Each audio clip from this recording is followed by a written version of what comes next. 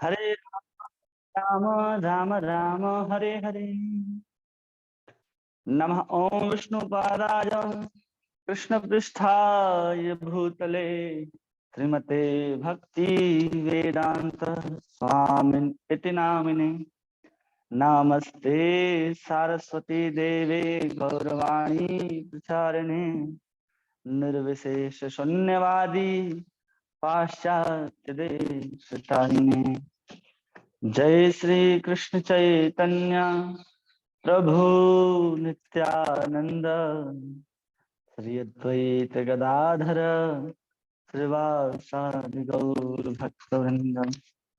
हरे कृष्ण कृष्ण कृष्ण हरे हरे, हरे राम राम राम हरे हरे। हरे कृष्णा।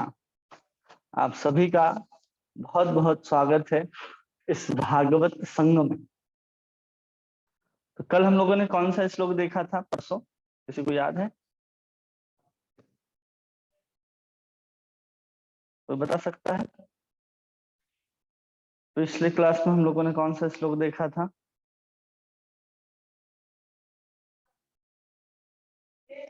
कोई बोल नहीं रहा, आवाज नहीं जा रही क्या हमारा? हरे कृष्णा। किसी को हमारी आवाज सुनाई दे रही है? हरे कृष्णा कृष्ण कृष्ण हरे हरे, हरे राम राम राम हरे हरे। हरे कृष्णा। किसी को आवाज सुनाई नहीं दे रही हमारी? हरि बोल। तनु माता जी, हरे कृष्ण पद्मा माता प्रभु जी, जी। आवाज आ रही?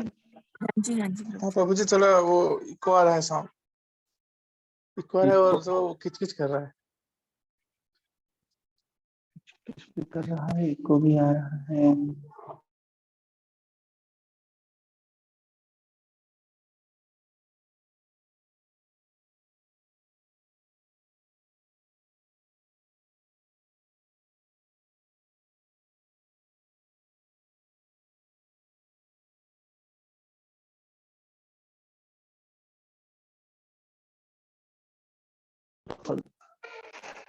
अभी वैसे ही आवाज आ रहा है, किच किच टाइप? नहीं, आवाज तो आ रही है प्रभु जी। ठीक है। श्लोक संख्या 11 हम लोगों ने देख लिया था। आज हम लोग देखेंगे श्लोक संख्या 12, स्कंद 1 अध्याय 2 और श्लोक संख्या 12। ठीक है। इसमें कहते हैं कि तत्सद्धाना मुनियो ज्ञान वैराग युक्तया पश्यन्ति आत्मनि चात्मानं भक्त्या श्रुत गृहीतया। कह रहे हैं कि तत्सद्धाना मुनियो, कि जो गंभीर जिज्ञासु होते हैं, जिसके अंदर जो श्रद्धा होती है वो बहुत अधिक होती है। अब हमारे जीवन में श्रद्धा और अन्य अन्य जो मुनि हैं, अन्य जो साधु जन हैं, उनके जीवन में जो श्रद्धा होती है वो अलग अलग प्रकार की दिखाई देती है।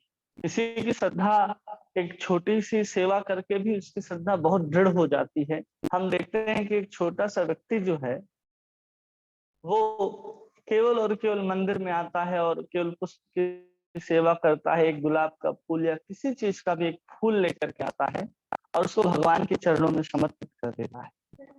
और केवल उस पुष्प को समर्पित करने से वो अपनी श्रद्धा को इतना दृढ़ कर लेता है कि मैं प्रत्येक दिन भगवान के चरणों में ये पुष्प अर्पित करता हूँ तो भगवान जरूर मेरी रक्षा करेंगे, कभी ना कभी कुछ ना कुछ ऐसा होगा हमारे जीवन में उस सेवा के माध्यम से कि मैं उस चीज को अनुभव कर सकता हूँ।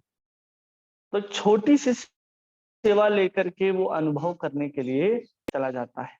लेकिन हम क्या करते हैं? हम मंदिर में जाते हैं, भगवान की अनेक प्रकार की सेवाओं में लगते हैं, एक दो सेवाओं में नहीं, अनेक प्रकार की सेवाओं में लगते हैं। जैसे हम नाम भी लेते हैं, भगवान के मंदिर का मार्जन भी करते हैं, साधु संतों की सेवा भी करते हैं, आचार्यों के नियमों का पालन भी करते हैं, ये सब कुछ करते हैं। इतना सब कुछ करने के बाद भी जो श्रद्धा होनी चाहिए हमारी उतनी दृढ़ नहीं होती। जो एक मंदिर में जो भगवान को उतना जानता नहीं है, समझता नहीं है, लेकिन फिर भी जो एक सेवा है उसकी नियमित सेवा उसको करके उसके ऊपर दृढ़ विश्वास रखता है कि हम जो कुछ भी कर रहे हैं वो पूर्ण रूप से संपूर्ण होगा। ऐसी जिज्ञासा को, ऐसी श्रद्धा को लेकर के अनेक मुनि गण हैं, महात्मा गण हैं जो भगवान की सेवा में लगे रहते हैं। एक ही सेवा निरंतर सालों से झाड़ू लगा रहे हैं। कोई ब्रज वृंदावन में रह रहे हैं तो सालों से वही काम कर रहे हैं कि हम वृंदावन में सिर्फ रह रहे हैं। किसी प्रकार का कोई साधन की उनको आवश्यकता नहीं है, किसी प्रकार की अन्य किसी भी प्रकार की उनको भजन कीर्तन करने की आवश्यकता नहीं रहती। केवल एक ही श्रद्धा लेकर के वहां पर विराज जाते हैं कि अब हम भगवान के धाम में ही रहेंगे। जब ऐसी श्रद्धा को लेकर के वो लोग दृढ़ निश्चयी हो जाते हैं तो वो श्रद्धा क्या कहलाता है कि वही श्रद्धा धीरे धीरे विश्वास में परिवर्तित हो जाता है। श्रद्धा से पहले, विश्वास से पहले व्यक्ति के अंदर श्रद्धा जागृत होती है कि हम जिसके ऊपर विश्वास करने जा रहे हैं उसके पहले उसके चरणों में, उसके प्रति हमारी क्या होनी चाहिए? श्रद्धा होनी चाहिए।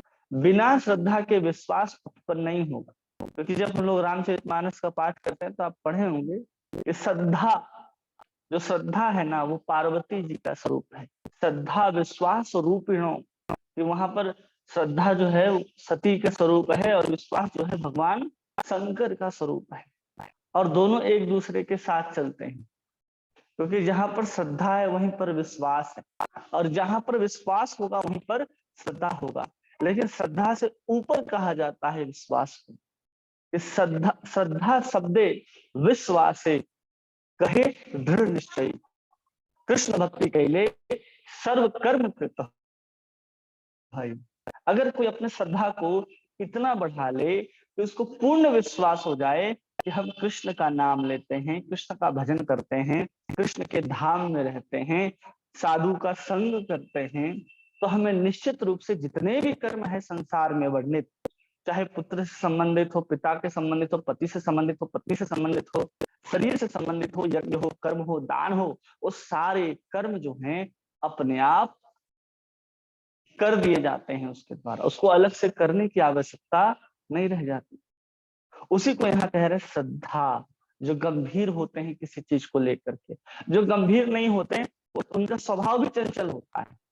चंचल होने का मतलब है कभी ये सेवा करेंगे, उस सेवा को छोड़ करके कोई अन्य सेवा करेंगे, फिर कहेंगे अरे यहाँ मन नहीं लग रहा, फिर कहीं और जाएंगे, किसी और के पास जाएंगे। तो उसमें श्रद्धा की कमी होने के कारण लोगों का एक जगह विश्वास या फिर एक जगह उनकी जो गंभीरता है वो नहीं बनी रहती।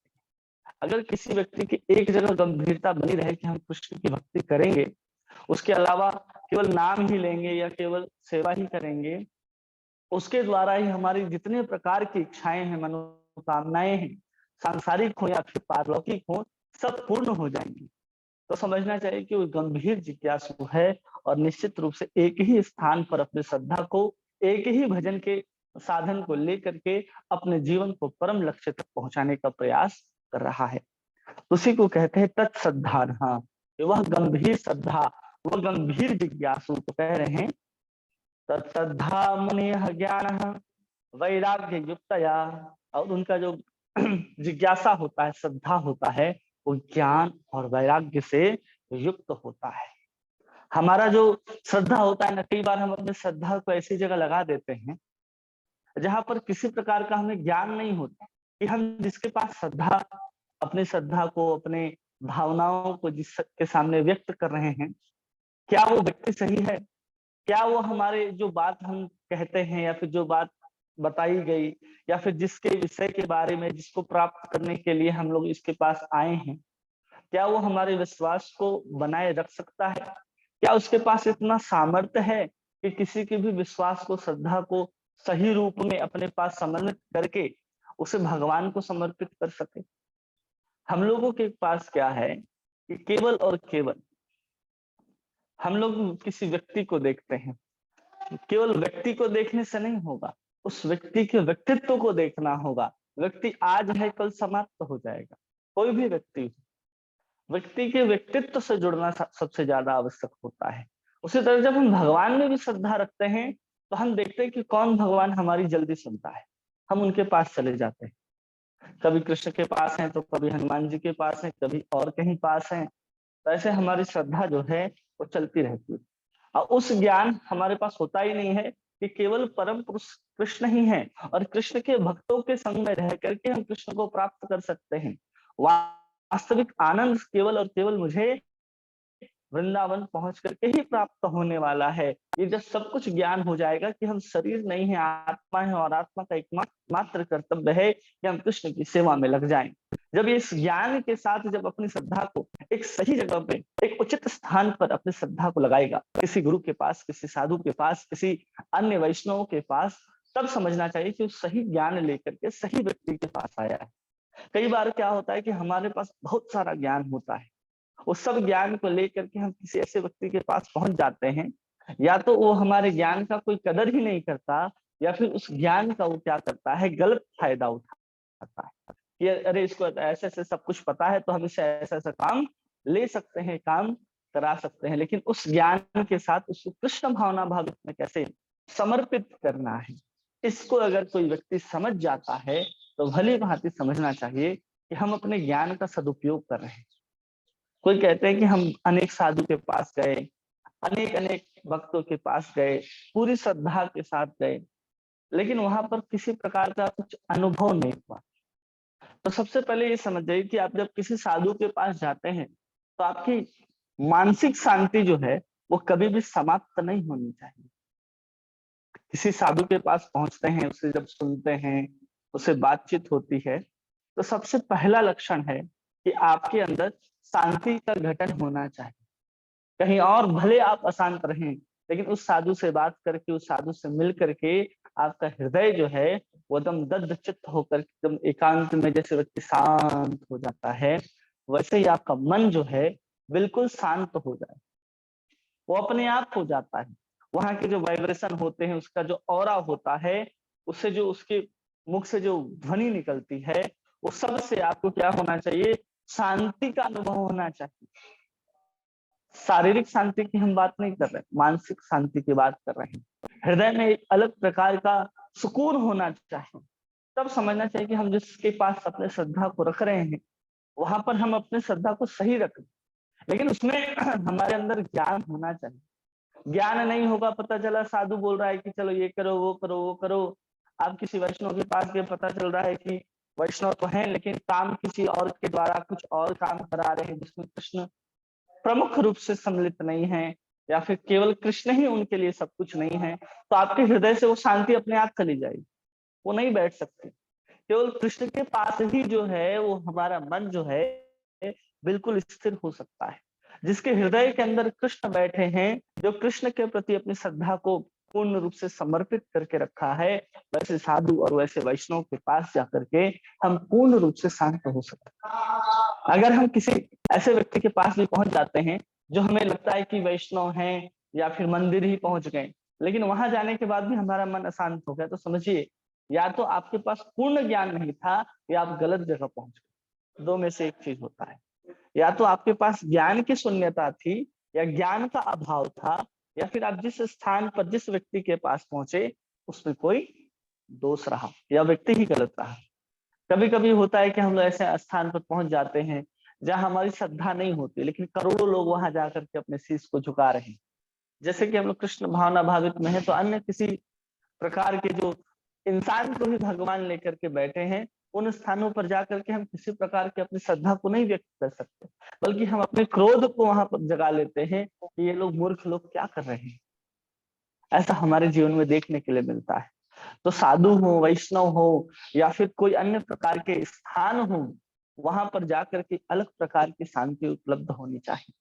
हर लोगों को अनुभव होगा, जो लोग वृंदावन जाते हैं, जब भी वृंदावन में हम लोग प्रवेश करते हैं तो कितना आनंद आता है, एक अलग सा सुकून लगता है कि अरे हम कहाँ पहुंच गए। बहुत सारा सामान लिए हुए होते हैं लेकिन आराम लगता है, दिल में एकदम सुकून लगता है, क्योंकि हम स्थान सही पहुंचे हैं। वृंदावन जाने के लिए किसी प्रकार की ज्ञान की भी आवश्यकता नहीं है। वृंदावन जाने के लिए थोड़ी सी वैराग्य की आवश्यकता है कि आप थोड़े दिन के लिए अपने घर के मोह को छोड़ दें तो आप वृंदावन आराम से पहुंच सकते हैं। कई लोग कहते हैं वृंदावन से बुलावा नहीं आया, राधा रानी बुलाएगी तो हम वृंदावन जाएंगे। अरे पहले आप टिकट कटा लो, आप निर्धारित कर लो कि इस तिथि को, इस तारीख को हमें अपने घर से निकलना है, इतने तारीख को इतने बजे ट्रेन है हमारी, उस टिकट को कंफर्म कर लो, सब कुछ हो जाए, फिर आश्रित करो ना राधा रानी के ऊपर। अब राधा रानी तो आएगी नहीं मन में कहने की 8 तारीख को तुम आ जाओ, ये ट्रेन है तुम्हारा, अरे हमने टिकट करा रखा, ऐसा तो राधा रानी बोलने आएगी। इसलिए हमें पहले से वो सब करा करके रखना है और फिर आसरा रखना है राधा रानी के ऊपर, कृष्ण के ऊपर, कि अब वो धाम बुलाए तो हमारे पास टिकट भी है, ट्रेन में सीट भी उपलब्ध है और इस तारीख को हम वृंदावन पहुंचने वाले हैं। हम पहले पुरुषार्थ नहीं करते, पुरुषार्थ किए बिना हम लोग हाथ जोड़ करके प्रार्थना करने लग जाते हैं कि जब राधा रानी बुलाएगी। अरे राधा रानी कब बुलाएगी? आप तमाम तरह के पारिवारिक उलझनों में, सांसारिक कामों में लिप्त रहते हैं और आप चाहते हैं कि उसमें भी भगवान ही याद करें। आप वहां से निकलने के लिए स्वयं प्रयास कीजिए, फिर देखिए भगवान आपको वहां से कैसे निकालते हैं। इसलिए किसी के पास पहुंचने के लिए भी हमें थोड़ी सी वैराग्य की आवश्यकता है, पूर्ण वैराग्य की आवश्यकता नहीं है। अगर हमारे हृदय में पूर्ण वैराग्य आ जाएगा तो हमारा जो भक्ति का रस है ना, उस रस का आस्वादन नहीं कर पाएंगे। उस पूर्ण वैराग्य के कारण हमारा हृदय जो है कठोर हो जाता है। इसलिए बहुत ज्यादा वैराग्य की आवश्यकता नहीं है अपने जीवन में, थोड़ी सी वैराग्य की आवश्यकता है। और वही थोड़ी सी वैराग्य की को लेकर के हम धीरे धीरे ज्ञान और धीरे धीरे भक्ति की ओर अग्रसर हो सकते हैं। लेकिन उसके लिए सबसे पहले क्या होनी चाहिए? हमारे अंदर श्रद्धा। सबसे प्रमुख चीज है हमारे अंदर श्रद्धा होनी चाहिए। उसी श्रद्धा को अगर हम ठीक से रखें अपने पास और सही व्यक्ति के पास रखें, सही हमारे पास निर्देशन हो, तो उसी श्रद्धा के साथ आगे कह रहे हैं पश्यन्ति आत्मनि चात्मानं भक्त्या सुतगृहीतया, कि अगर उस तरह से ज्ञान और वैराग्य से युक्त अगर श्रद्धा है हमारे पास, तो हम लोग क्या कर सकते हैं? जो कुछ भी हम लोगों ने सुना है उस सब का हम लोग अपने अंदर अनुभूति कर सकते हैं। जो कोई साधु कह रहा है, जो कुछ धाम में जाकर के अनुभव करते हैं, उन सबका ऐसा अनुभव होगा जैसे हमने इसको अभी अभी फील किया हो। जैसे संसार के हम तमाम चीजों को अनुभव करते हैं, वैसे ही हम भक्ति के चीजों को ज्ञान वैराग्य से युक्त अगर श्रद्धा रखेंगे तो हम इन सबको भी अनुभव कर सकते हैं। और एक बात पहले से हम बता चुके हैं कि हमें अपने अंदर ज्ञान को उत्पन्न करने का बहुत अधिक प्रयास नहीं करना चाहिए और न ही वैराग्यवान होने का अधिक प्रयास करना चाहिए। जैसे जैसे हम भक्ति करेंगे, जिस मात्रा में हमारे अंदर भक्ति उत्पन्न होती चली जाएगी, उस मात्रा में भक्ति अपने आप जितना उसको ज्ञान चाहिए वो ज्ञान उत्पन्न कर लेगी, जितना उसको वैराग्य चाहिए उतना वैराग्य उत्पन्न कर लेगी। आपको अलग से वैराग्य, अलग से ज्ञानी होने का कोई जरूरत नहीं है। इसी को भगवान तो कह रहे थे इसके पहले श्लोक में कि वासुदेव भगवती भक्ति योग प्रयोजिता जनत्यासु वैराग्यम ज्ञानम च यद हेतुकम। अगर कोई भक्ति करता है भगवान की तो अपने आप उसके अंदर ज्ञान और वैराग्य आ जाएंगे। जैसे हम छोटा सा बीज डालते हैं कहीं, तो उसको बढ़ने के लिए क्या चाहिए होता है? उसको अपना जड़ फैलाना होता है। तो जितनी आवश्यकता में वो ऊपर जाएगा उसी मात्रा में वो बीज जो है अपने आप उस जड़ को बिठाता चला जाता है। उसी प्रकार जो भक्ति है उसको जितनी जड़ की फैलाने की आवश्यकता है वो ज्ञान रूपी उतनी ही जड़ को फैला लेगा, उसको जरूरत भी नहीं। जितना चाहिए वो अपने खुद स्वयं कर लेगी। भक्ति इतनी स्वतंत्र है, इतना वो स्वतंत्र है, परतंत्र, सब कुछ करने में समर्थ है। उसको किसी प्रकार की बाहरी वस्तुओं की आवश्यकता नहीं होती कि भक्ति उत्पन्न करने के लिए ज्ञान होना चाहिए, वैराग्य होना चाहिए और भी बहुत कुछ होना चाहिए। नहीं, भक्ति कहीं भी आ सकती है। जैसे आप कभी कभी देखते हैं पीपल के दाने कहीं ऐसे स्थान पर भी पहुंच जाते हैं और वहां पर न मट्टी होता है न कोई अन्य प्रकार का साधन, फिर भी वहां पीपल के पेड़ जो है जन्म ले लेते हैं और विशाल रूप धारण कर लेते हैं। उसी प्रकार जो भक्ति भी है वो हमारे अंदर आ जाती है, जो पूर्ण रूप से स्वतंत्र होती है। कई बार हम लोगों ने सुना है कि भक्ति भक्ति भक्ति भक्ति भक्ति हमारे अंदर कैसे आ जाती है? हम किसी को देखते हैं भक्ति करते हुए तो हमारे अंदर भी जब जिज्ञासा आ जाए, अरे हम भी नाम लेंगे कृष्ण का, हम भी सेवा करेंगे, ये सब भावना जब उठने लग जाए तो समझना चाहिए हमारे अंदर भक्ति लता का बीज जो है वो आरोपित हो चुका है। क्योंकि हमारे अंदर वो भावना जो है कि कृष्ण का नाम लेंगे, कृष्ण की सेवा करेंगे, कृष्ण के अलग अलग लीलाओं का श्रवण करेंगे, तो उसी भाव से समझ जाना चाहिए कि भक्ति लता का बीज तो हमारे अंदर आ चुका है। और उसी को धीरे धीरे हम लोगों को सेवन करना है, उस बीज को बढ़ाना है केवल श्रवण और कीर्तन के द्वारा।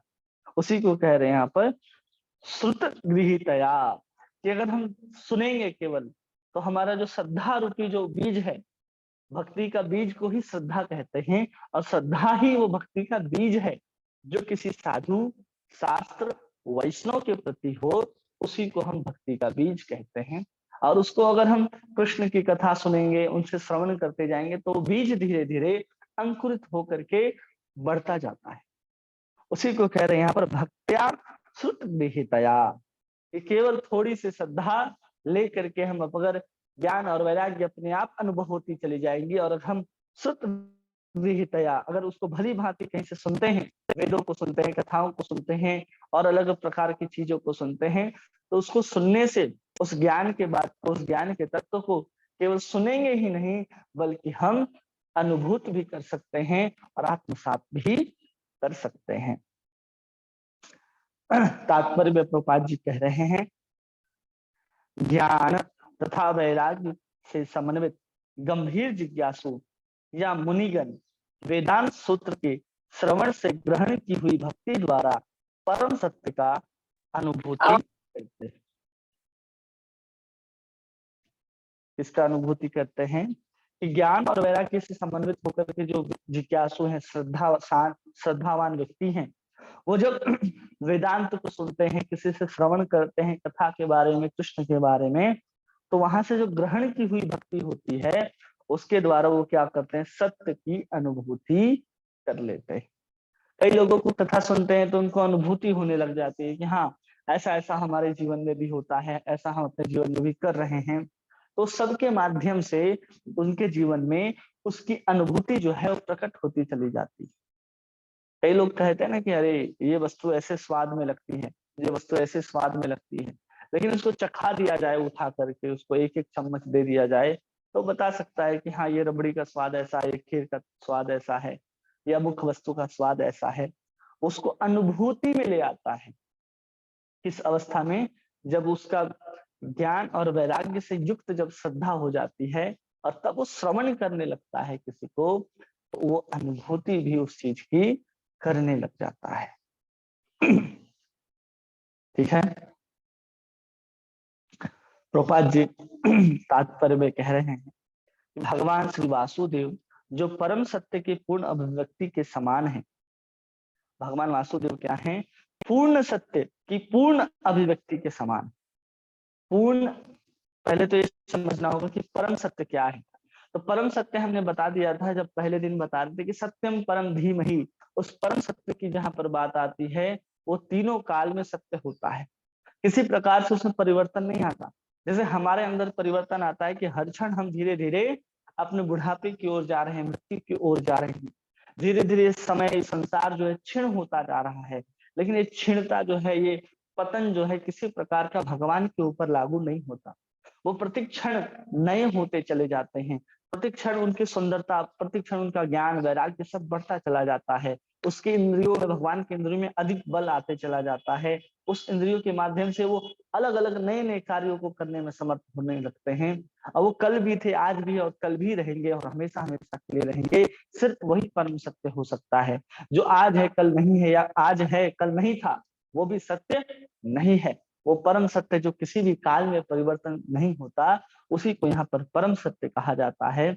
और उसकी पूर्ण अभिव्यक्ति जहां पर होती है, तो कह रहे हैं वासुदेव, भगवान श्री कृष्ण में ही वो सब अनुभूतियां प्रकट होती हैं, अभिव्यक्त होती हैं।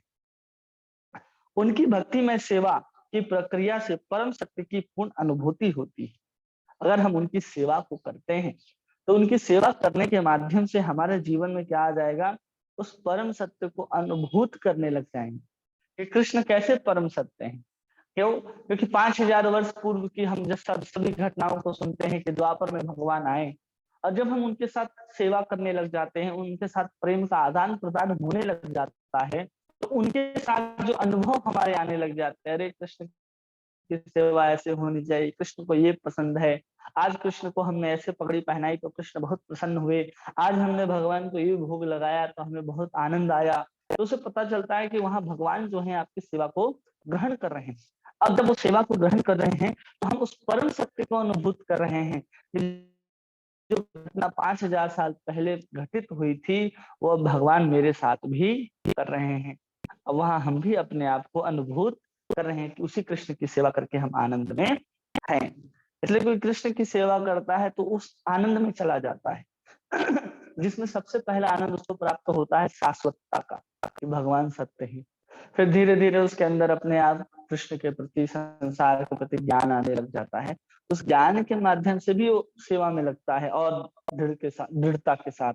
और पहले तो कृष्ण की सेवा करते करते वो थोड़ा सा संसार के कार्यों को कर लेता था, कभी इधर उधर चला जाता था, लेकिन उन चीजों से धीरे धीरे कृष्ण के ऊपर उसका राग बढ़ने के कारण संसार से वैराग्य उत्पन्न हो जाता है, तो 24 घंटे कृष्ण की सेवा में लग जाता है और पूर्ण सच्चिदानंदमय जीवन को जीने लग जाता है।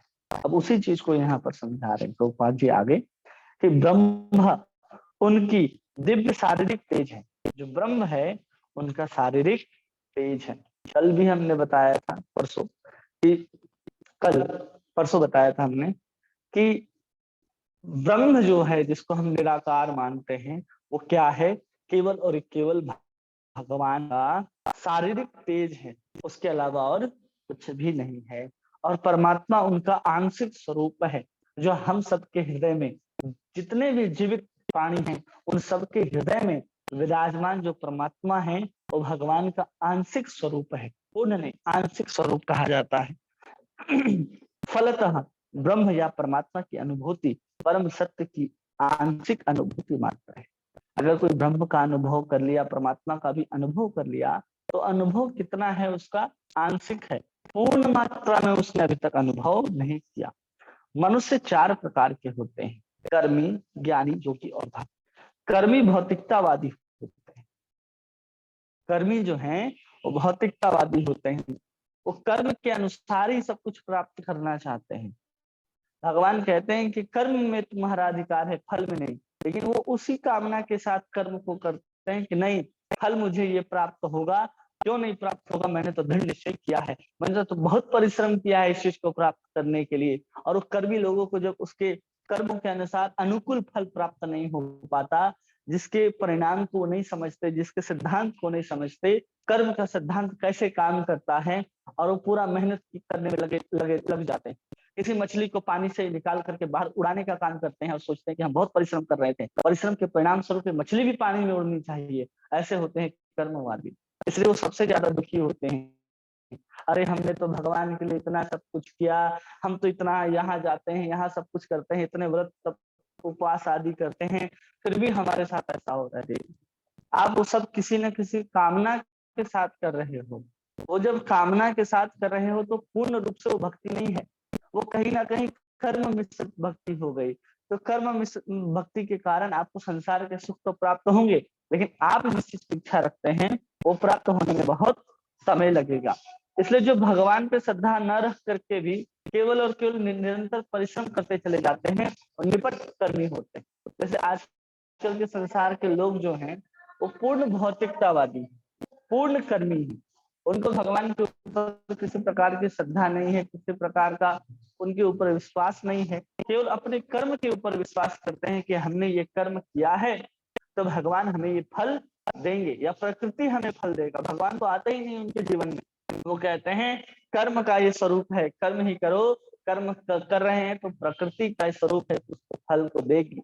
हाँ देगी, लेकिन क्या फल को देगी, क्या गारंटी। लाखों लोग डॉक्टर्स के एग्जाम में बैठते हैं, लाखों लोग आईआईटी के एग्जाम में बैठते हैं, यूपीएससी के एग्जाम में बैठते हैं, क्या लाखों लोगों ने मेहनत नहीं किया होता है?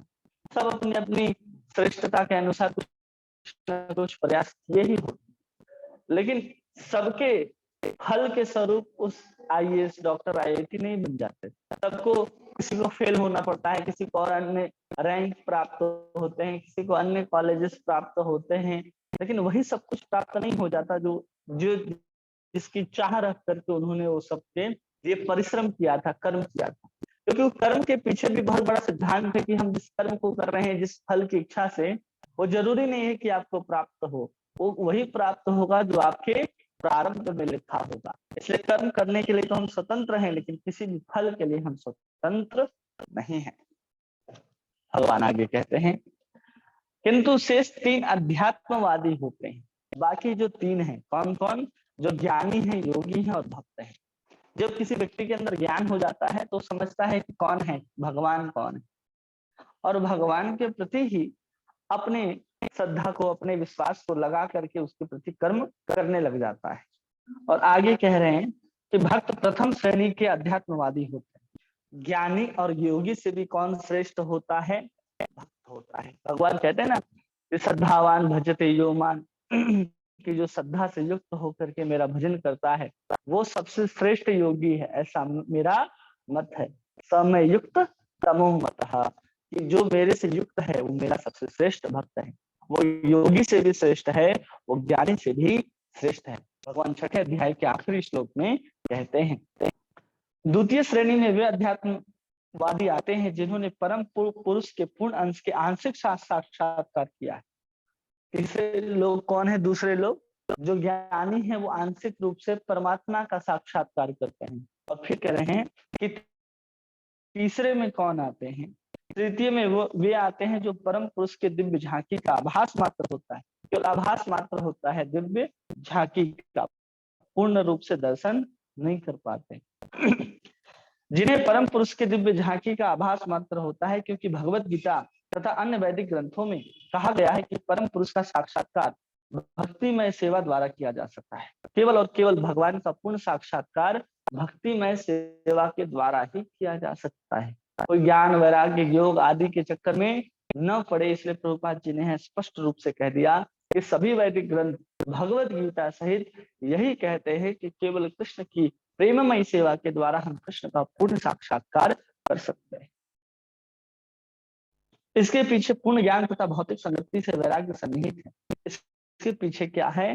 पूर्ण ज्ञान और उसके पीछे वैराग्य जो है सन्निहित है, अलग से करने की आवश्यकता नहीं है।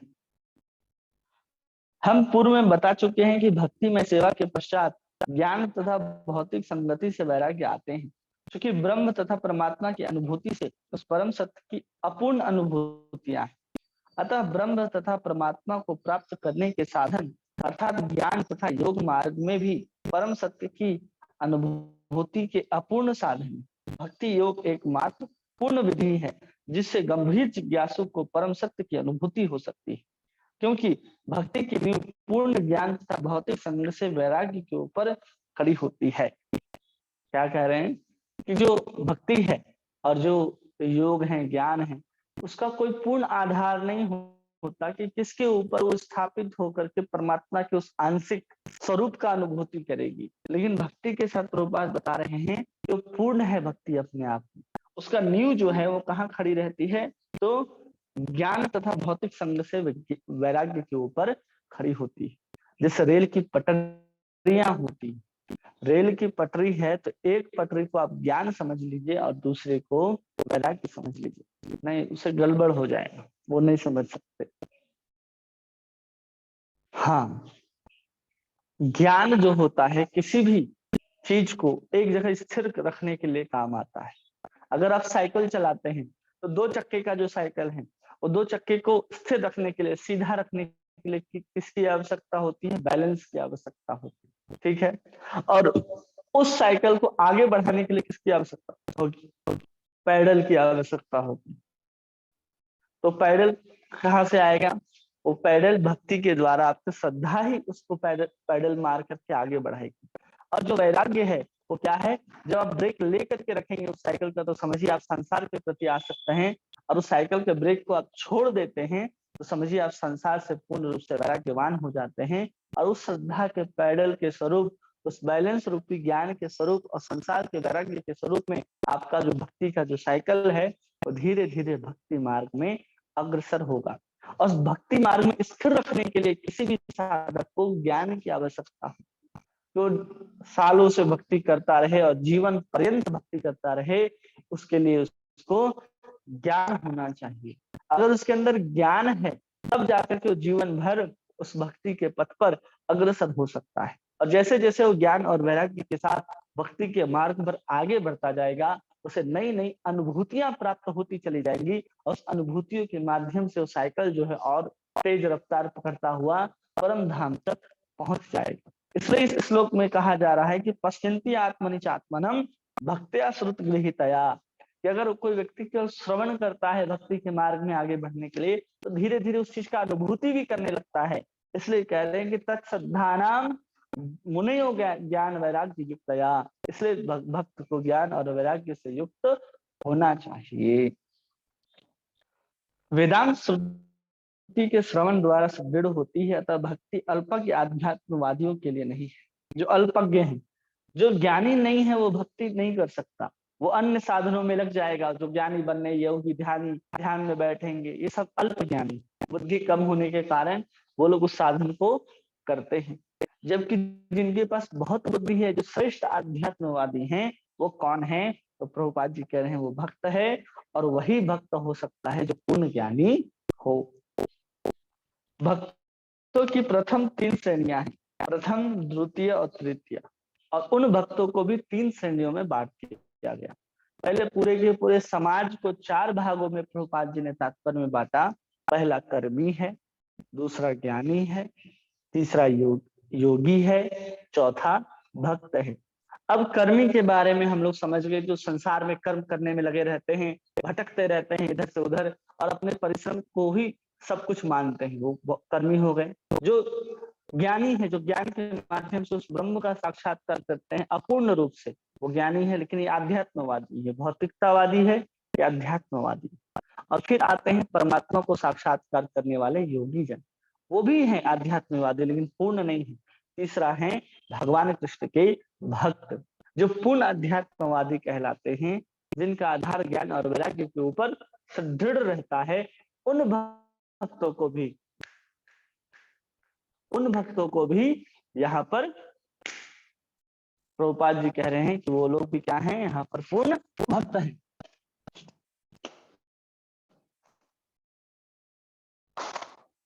इसलिए हम लोगों को क्या देखना है कि अब हम लोग 3 प्रकार के भक्तों को देखेंगे। तो उसको कहते हैं प्रथम, द्वितीय और तृतीय। इन 3 भक्तों के बारे में हम लोगों ने कई बार सुना होगा, हम लोग आसानी से समझ सकते हैं क्या है। तो कह रहे हैं कि तृतीय श्रेणी में वे भक्त आते हैं जो कनिष्ठ भक्त या ज्ञान विहीन होते हैं। तृतीय श्रेणी में कौन आते हैं? जो ज्ञान विहीन होते हैं, जिनकी श्रद्धा बिल्कुल निश्चय नहीं होते, दृढ़ नहीं होती कृष्ण के प्रति, वे लोग जो हैं कनिष्ठ अधिकारी कहलाते हैं। उस कनिष्ठ अधिकारी को तृतीय, 3rd क्लास के भक्त प्रभुपाद जी बतला रहे हैं। इसलिए वे भौतिक संगति से विरक्त नहीं होते, भौतिक संगति से विरक्त नहीं होते, और अर्चा विग्रह की पूजा की प्रारंभिक प्रक्रिया के प्रति आकृष्ट होते हैं। ऐसे भक्त भौतिक भक्त कहलाते हैं, जिनके अंदर किसी प्रकार का ज्ञान नहीं है, जिनके अंदर श्रद्धा जो है पूर्ण रूप से नहीं है, लेकिन सिर्फ वो भगवान की अर्चा विग्रह की सेवा को ही सब कुछ मानते हैं। कोई भक्त अगर नया भक्त अगर भगवान की सेवा कर रहा है, कोई भक्त आ जाए तो भक्त को प्रणाम नहीं करेगा, भक्त को उस प्रकार से सम्मान आदि न करके अर्चा विग्रह की सेवा में लगा रहेगा। उसकी जो श्रद्धा है, विश्वास है, उसको कोई भी व्यक्ति बदल सकता है, तोड़ सकता है, क्योंकि उसके पास पूर्ण प्रकार से श्रद्धा नहीं है और ज्ञान भी नहीं है कि किसी के प्रति उत्तर को दे सके। अगर कोई कुछ बात कह रहा है, सिद्धांत के विरुद्ध कह रहा है, तो उसको उत्तर देने के लिए भी वो समर्थ नहीं होता। वो तीसरे प्रकार के भक्त, कनिष्ठ प्रकार के भक्त कहलाते हैं। ऐसे भक्त आध्यात्मिक लाभ की अपेक्षा भौतिक लाभ के प्रति अत्यधिक आसक्त रहते हैं। और वैसे जो भक्त होते हैं वो भौतिक लाभ के प्रति आसक्त ज्यादा है। कोई भी भक्त को देख लीजिए कि वो सब कुछ तो कर रहा है, लेकिन सब कुछ करने के बाद वो भौतिक लाभ चाहता है या आध्यात्मिक लाभ चाहता है। अगर कोई भी व्यक्ति भौतिक लाभ चाहता है तो निश्चित रूप से समझ जाइए प्रभुपाद जी के इन वाक्यों के अनुसार वो कनिष्ठ भक्त है, ना कि वो मध्यम या फिर उत्तम भक्त है। अगर कोई भक्ति की क्रिया के माध्यम से भी भौतिक लाभ की कामना अपने हृदय के अंदर करता है तो 3rd क्लास का भक्त कहा जाएगा। दूसरा, भक्ति की द्वितीय अवस्था में प्राप्त करनी चाहिए। भौतिक भक्ति से उन्नति करके भक्ति की द्वितीय अवस्था को प्राप्त करनी चाहिए। इस द्वितीय अवस्था में भक्त को भक्ति मार्ग के 4 तत्व दिखाई पड़ते हैं। साफ साफ समझ जाइए कि जो द्वितीय अवस्था में होते हैं, मतलब जो कनिष्ठ से एक स्टेप ऊपर होते हैं जिसको मध्यम भक्त कहते हैं, मध्यम अधिकारी कहते हैं। तो कनिष्ठ से एक स्टेप ऊपर होते हैं जिसको 4 तत्व दिखाई देते हैं। वो 4 तत्व कौन है?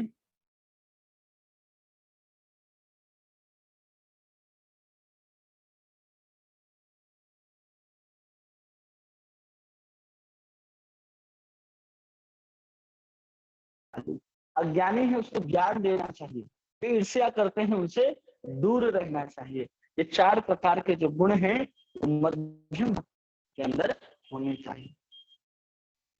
उसको प्रभुपाद जी यहाँ समझाते हैं कि अगर वो ऐसा काम क्यों करता है तो कम से कम द्वितीय श्रेणी के भक्त की अवस्था तक जरूर उठना चाहिए, जिससे कि वह परम सत्य को जानने का पात्र बन जाए।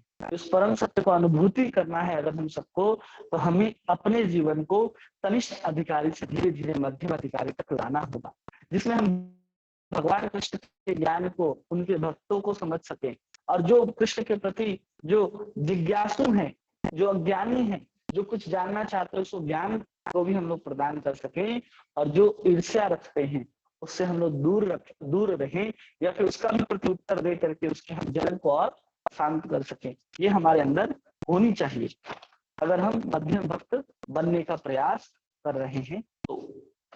अतः तृतीय श्रेणी के भक्त को भी भक्ति संबंधित अनुदेश श्रीमद् भागवत के प्रामाणिक स्रोतों से प्राप्त करने होते हैं। प्रथम श्रेणी का श्रीमद् भागवतम सुस्थापित भक्त है, और द्वितीय श्री भागवतम जो ईश्वर का संदेश है। अतः तृतीय श्रेणी के भक्त को भी भक्ति के उपदेशों की शिक्षा लेने हेतु किसी सच्चे भक्त के पास जाना होता है। क्या कह रहे हैं प्रभुपाद यहाँ पर कि तृतीय प्रकार के जो प्रथम प्रकार के भक्त होते हैं वो भागवत के ऊपर ही अपने जीवन को स्थापित कर देता है। वो भागवत के सिद्धांतों को अपने जीवन में दिखाई देने लग जाता है कि परम वैष्णव है, परम भक्त हैं। उन सबको जो प्रथम क्लास के भक्त होते हैं, प्रथम श्रेणी के भक्त होते हैं, जो उत्तम भक्त होते हैं, वो सबको समान दृष्टि से देखता है। कोई ज्ञानी हो, ईर्ष्यालु हो, द्वेषी हो, मध्यम हो, कनिष्ठ हो, कोई मतलब नहीं होता। वो सबको समान भाव से देखता है, और सब में उसी परमात्मा का, परम ब्रह्म कृष्ण का ही वो सब में एक समान दर्शन करता हो, वो परम भक्त उत्तम भक्त कहलाता है। उसका जो श्रद्धा है वो कह रहे हैं कि पूर्ण रूप से भागवतम के ऊपर स्थापित भक्त है। और भागवतम के जो द्वितीय प्रकार के जो भक्त जो हैं, दूसरे प्रकार मध्यम प्रकार के भक्त हैं, वो भागवत के संदेश को सुनते हैं, और तीसरे प्रकार के जो भक्त हैं उनको सुना करके, उनको समझा करके इन सबकी शिक्षा देनी चाहिए, और उसको ग्रहण करने के लिए कहा जाना चाहिए। तो सच्चे भक्त के पास जाना चाहिए अगर भागवतम को हमें श्रवण करना है तो। ऐसे कोई भक्त व्यवसायी व्यक्ति नहीं होता, ऐसा भक्त कोई व्यवसायी व्यक्ति नहीं होता जो श्रीमद् भागवत को व्यापार समझकर अपनी जीविका अर्जित करता है। अगर कोई व्यक्ति भागवतम के अनुसार अपनी जीविका का अर्जन कर रहा है तो सच्चा भक्त है ही नहीं। स्पष्ट रूप से प्रभुपाद जी ने कह दिया कि जो भक्त होगा वो कभी भी भागवतम के साथ व्यवसाय नहीं करेगा। अपनी जीविका को चलाने के लिए भागवत का वाचन, भागवत का पठन, भागवत का अध्ययन आदि नहीं कर सकता और करा सकता है। ऐसे भक्त को श्री सुख गोस्वामी की तरह श्री सुखदेव गोस्वामी का प्रतिनिधि होना चाहिए।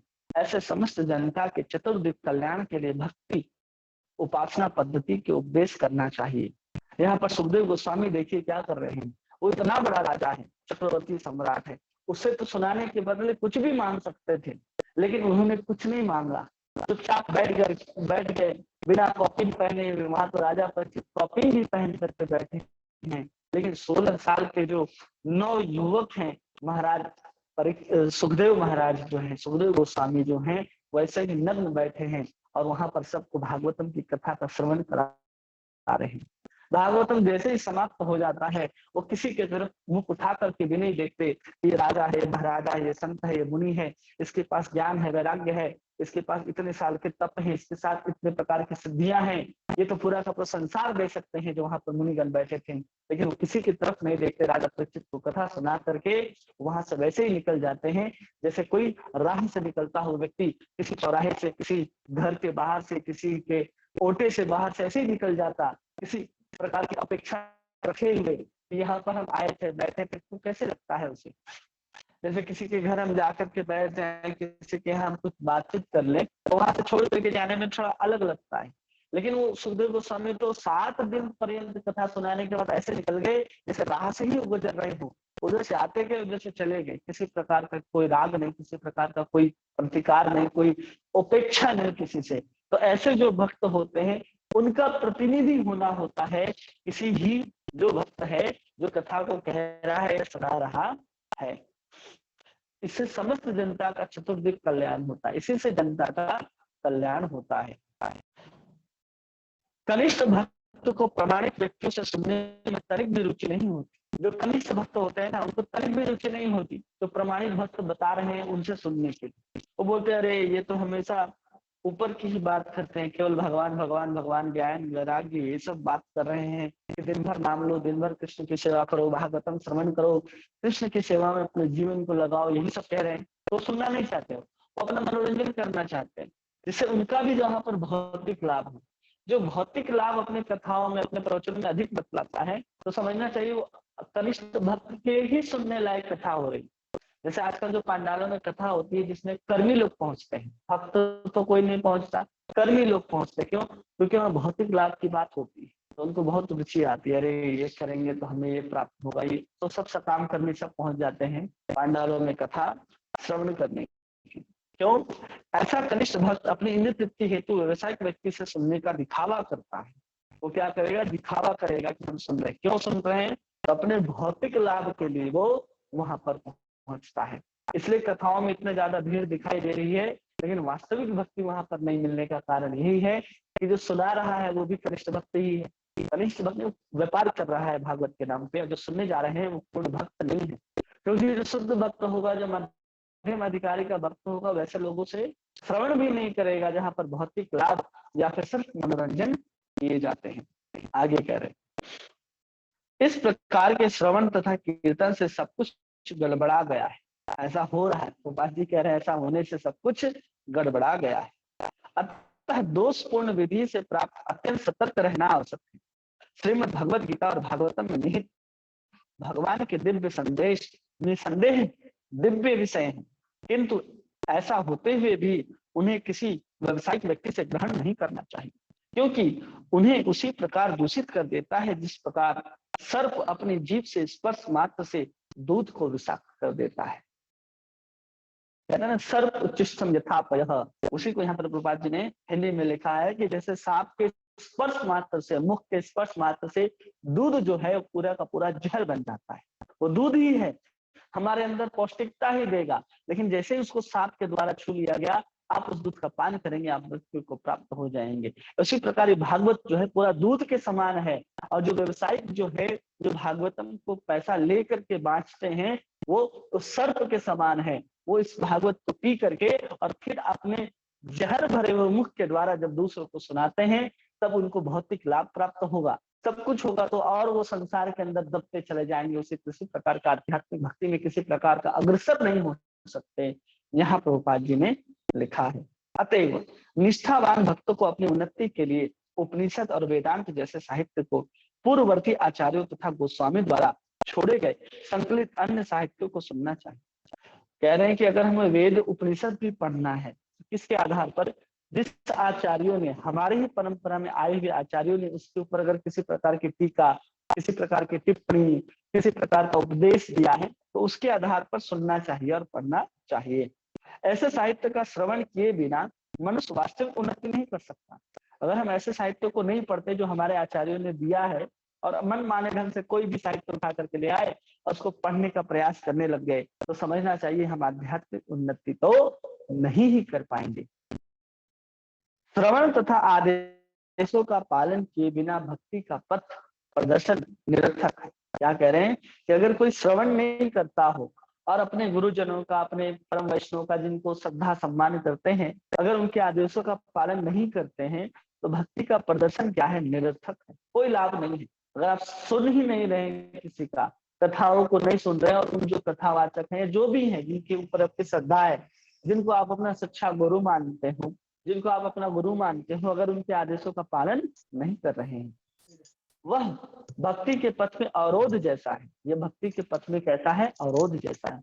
अतएव जब तक श्रुति स्मृति पुराण या पंचरात्र के प्रमाणों जैसे सिद्धांतों पर भक्ति स्थापित न हो, तब तक भक्ति ऐसे प्रदर्शन का तत्काल त्याग कर देना चाहिए। और भक्ति किसके ऊपर आधारित होनी चाहिए? श्रुति स्मृति पुराण पंच शास्त्रों के ऊपर प्रमाणित होनी चाहिए। कहते हैं ना कि अगर जो भक्ति जो है वो श्रुति स्मृति पुराण आदि के ऊपर आधारित नहीं है, तो भक्ति को कह रहे हैं कि उत्पात एवं केवलम, कि वो उत्पात मचाने के काम आएगी। जो भक्ति जो किसी साधु के संग में न की जा रही हो, किसी साधु के आदेश में ना हो, और वो साधु जो आदेश देता हो किसी वेद पुराण पंचरात्र के ऊपर आधारित ना हो, तो उसके द्वारा जो कुछ भी किया जाएगा सब उत्पात एवं कल्पते, वो सब पंचरात्रि विधि बिना जो भी हम भक्ति करते हैं वो सब कुछ आएगा, कृष्ण के पास जाने के काम नहीं आएगा। उन सब के आधार होने चाहिए। ये श्रुति है, स्मृति है, पुराण है, पंचरात्र है, साधु हैं जो उस चीज को बताते हैं, पढ़ते हैं, अपने जीवन में लाते हैं। उनके आदेश के अनुसार उनको श्रवण करके जब हम आगे बढ़ने का प्रयास करेंगे, तो हम जीवन के जो भक्ति का मार्ग है उसमें हम अग्रसर होंगे। अगर ऐसा नहीं है तो इसका तत्काल त्याग कर देना चाहिए। ऐसा नहीं है तो उसे तत्काल त्याग कर देना चाहिए। किसी अनधिकृत भक्त को कभी भी शुद्ध भक्त की मान्यता नहीं दी जानी चाहिए। कोई भी अनधिकारी भक्त हो जो अपने आप को शुद्ध भक्त स्वयं घोषित कर दिया हो कि हम शुद्ध भक्त हैं, तो सबसे पहले उसका त्याग कर दो, क्योंकि शुद्ध भक्त कभी भी अपने आप को नहीं कहेगा कि हम शुद्ध भक्त हैं।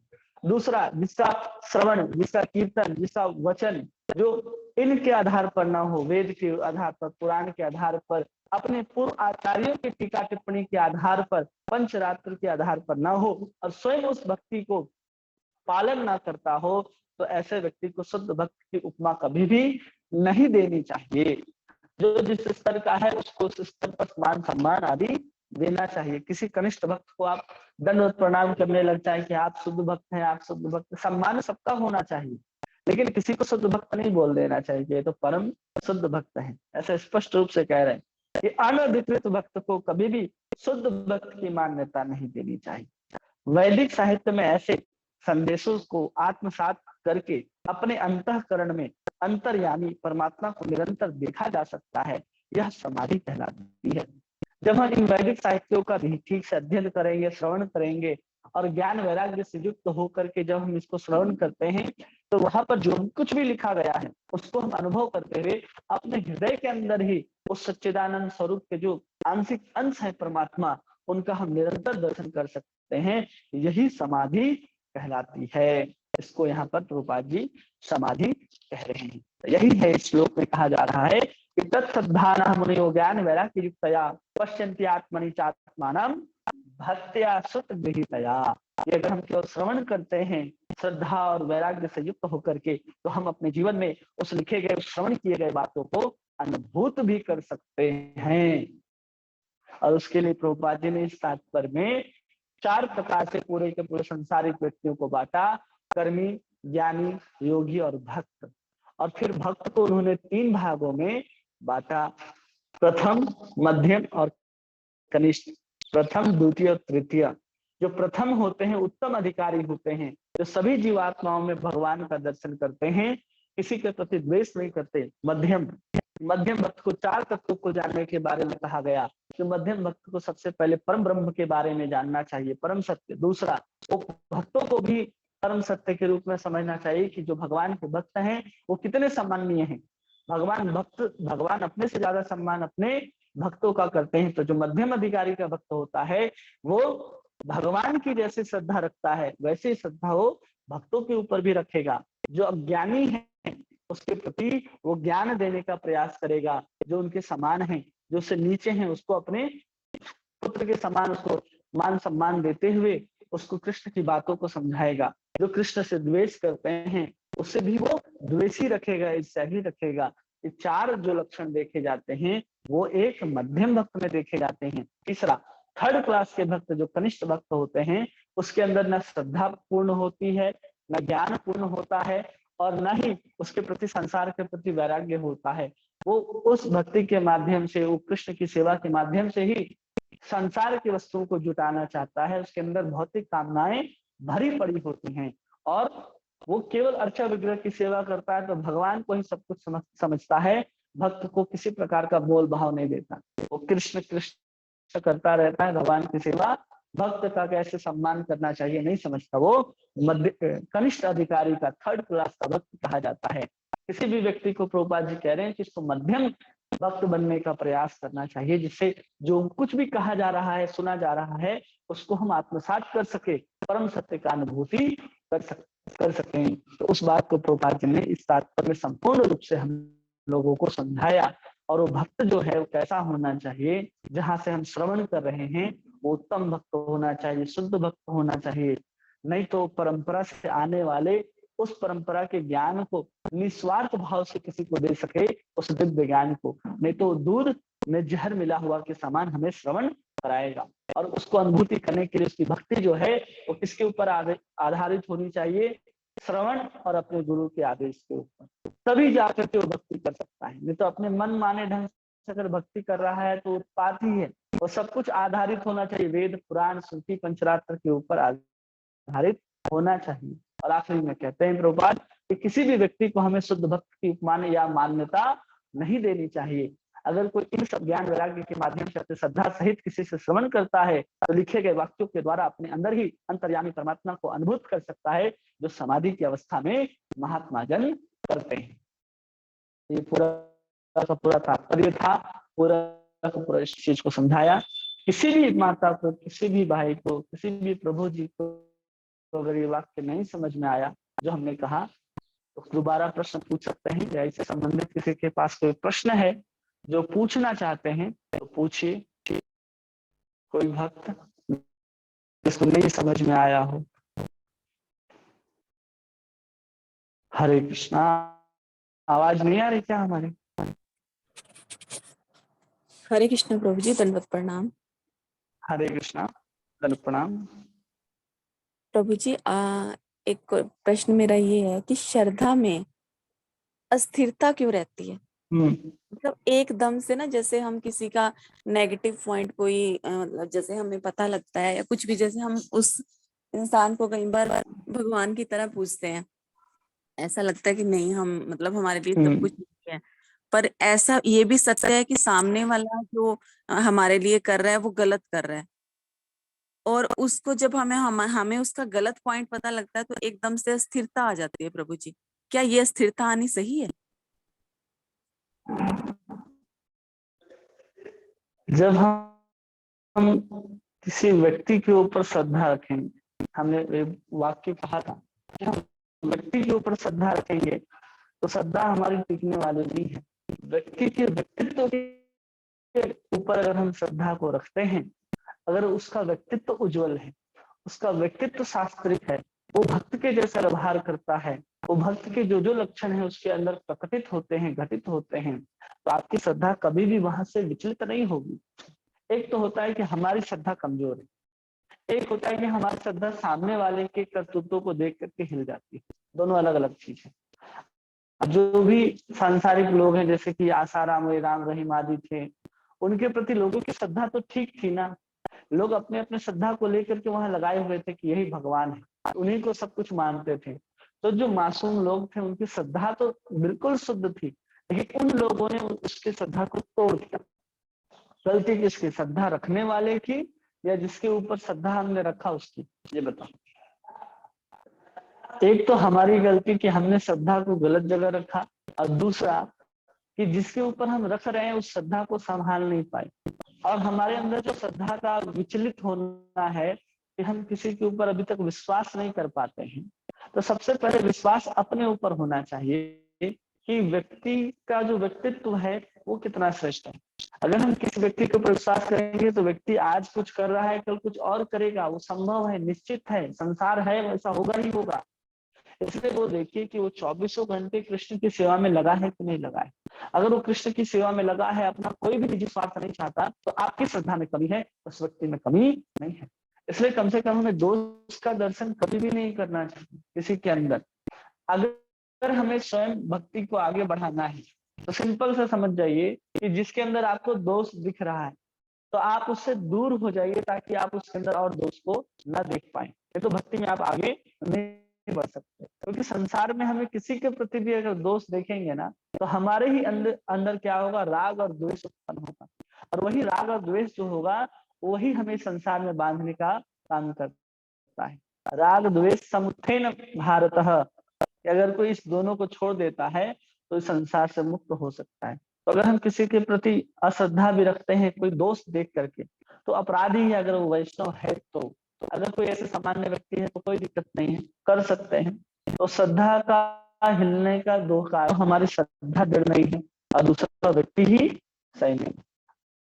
अपनी श्रद्धा को चेक करने के लिए ये प्रयास करना चाहिए कि जो साधु कहता है, जो शास्त्र कहता है, जो भगवान कहते हैं, उसके ऊपर मेरा पूर्ण विश्वास है कि नहीं।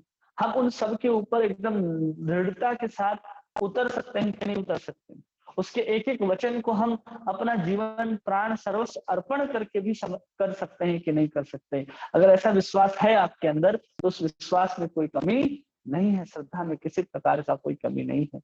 लेकिन कोई सामने वाला ही व्यक्ति जिसके ऊपर हम बहुत विश्वास करते हैं और बाद में कुछ उसके ऐसे काम ऐसे कार्य देख करके हमें लगता है कि नहीं ये शुद्ध भक्त नहीं है, तो सबसे बाद में तो आप प्रभुपाद जी ने कहा कि किसी भी सामान्य व्यक्ति को शुद्ध भक्त नहीं बनाना चाहिए। शुद्ध भक्त का मिलना ये बहुत दुर्लभ है। हम सामान्य रूप से किसी को भी शुद्ध भक्त कहने लग जाते हैं। शुद्ध भक्त कौन होगा? शुद्ध भक्त वो होगा जिसके सारे जीवन के अनर्थ समाप्त हो गए हों, जो 24 घंटा जिसकी संलग्नता कृष्ण के प्रति हो, कृष्ण के अतिरिक्त किसी और का चिंतन उसके मन में ना आता हो, एक क्षण भी जो कृष्ण के अलावा रह नहीं सकता, निरंतर भाव में ही चला जाता है, उस अवस्था को कहते हैं शुद्ध भक्त की अवस्था। अभी जितने भी भक्त को हम लोग मिलते हैं, चाहे कहीं जाकर के मिलने, तो सारे के सारे भक्त जो हैं वो मध्यम अधिकारी के भक्त हैं और सब अपने अपने अनर्थों को समाप्त करने के लिए भजन करते जा रहे हैं।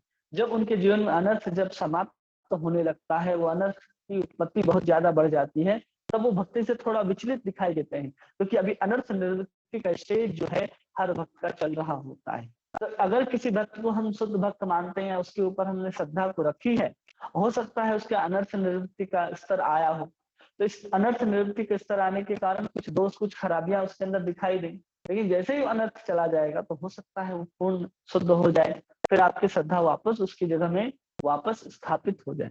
ये सब संभव है, ये सब संभावनाएं वहां पर है, क्योंकि हम किसी के मन के अंदर नहीं जा सकते, ना आप किसी मन के अंदर जा सकते हैं कि इसके मन के अंदर क्या चल रहा है। जो कहता है और जो करता है, अगर उसमें अगर कुछ अलग दिखाई दे रहा है, जो उपदेश दिए जा रहे हैं, जो ग्रंथ में पढ़ा जा रहा है, उसके अतिरिक्त वो अपने मन के अंदर जिज्ञासाओं को, कामनाओं को रखा है, प्रभुपाद जी के अलावा जो परंपरा में जो ज्ञान है, प्रभुपाद जी की जो इच्छा है, उसके अतिरिक्त कुछ और रखा है, तो समझना चाहिए कुछ गड़बड़ है। नहीं तो सब सामान्य है, वो धीरे धीरे सामान्य में आ सकता है। जी प्रभु जी, ठीक है माता जी। जी प्रभु जी।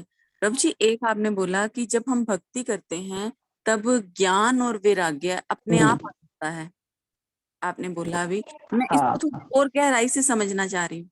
हाँ, तो उसका हमने एग्जाम्पल दिया था एक बीज का। जब एक बीज बढ़ना चाहता है तो बीज को अलग से जड़ तो हम लोग नहीं लगाते ना, जैसे कि हम लोग घर बनाते हैं तो उसको मजबूत बनाने के लिए हम पहले से नींव खोदते हैं और उसको मजबूत बनाते हैं। लेकिन जब हम किसी बीज को डालते हैं और बीज विशाल वट वृक्ष का रूप धारण करता है, तो हम उस बीज के नीचे तो नहीं जाते किसी प्रकार का जड़ को खींचने के लिए कि और गहरे चले जाओ। क्यों? क्योंकि तुम और ऊपर विशाल बढ़ते जा रहे हो।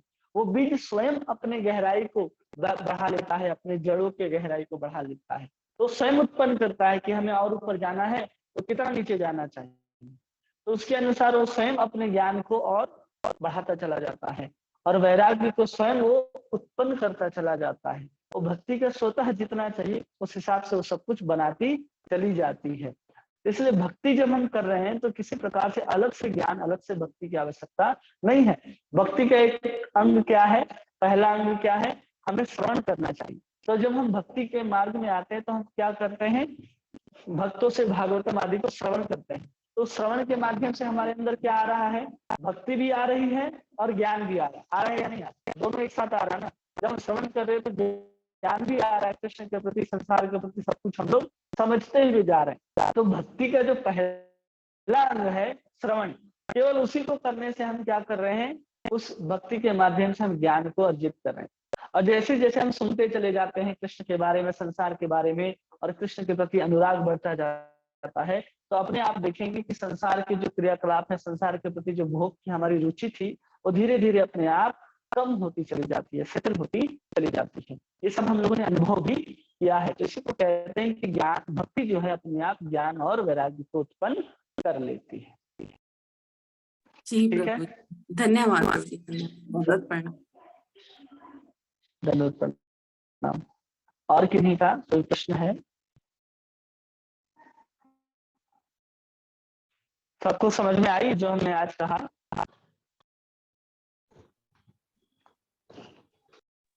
प्रभु जी, बोलिए विनोद प्रभु। प्रभु जी आज भी आवाज में डिस्टर्बनेस है।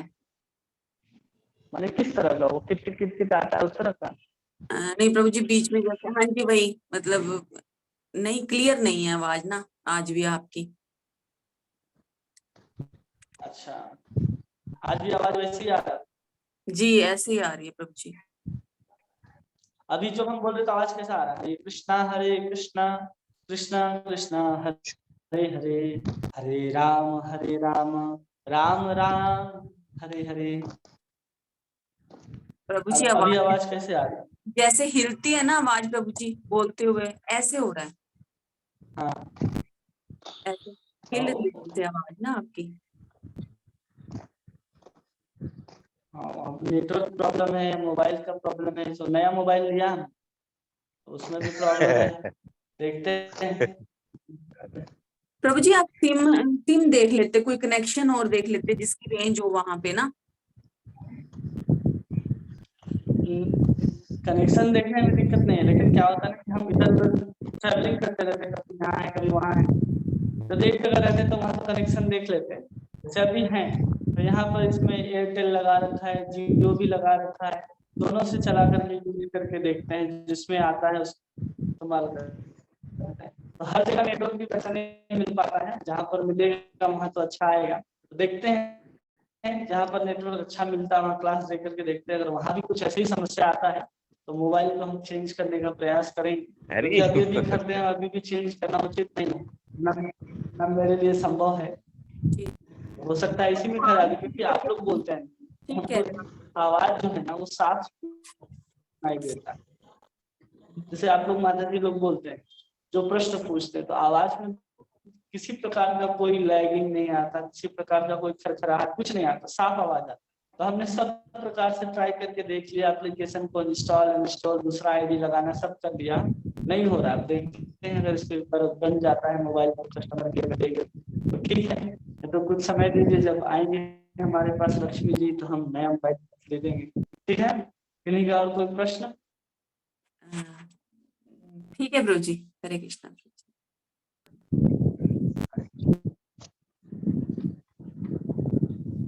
किसी का और कोई प्रश्न नहीं है?